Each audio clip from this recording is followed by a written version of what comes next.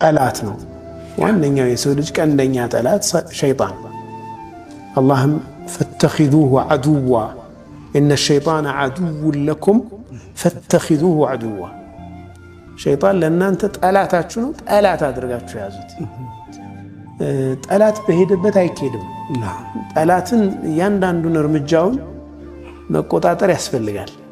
ለዚህ ነው አላህ ዐዘ ወጀል ወላ ተተቢዑ ኹጡዋት ሸይጣን፣ የሸይጣንን ዱካ አትከታተሉ፣ ሸይጣንን መንገድ እንዳትከተሉ፣ ጥፋት ስለሆነ ማለት ነው።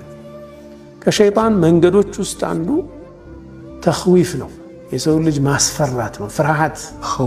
ፍርሃት ከሸይጣን ነው። ኢነማ ዛሊኩም ሸይጣኑ ዩኸዊፉ አውልያአሁ ይላል አላህ።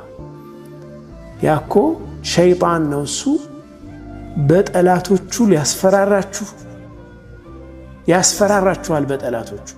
ፈላ ተኻፉ አትፍሯቸው ይላል አላህ ዐዘ ወጀል።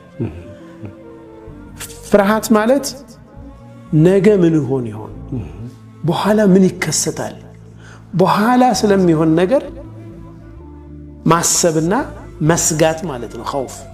የሰው ልጅ ግን ባህሪ አይደለም። የሰው ልጅ ባህሪ ነው፣ ግን በምን መልኩ ሃንድል ያደርገዋል? ሰው ባህሪው ይፈራል። የሆነ ነገር ምን ይመጣ ይሆን?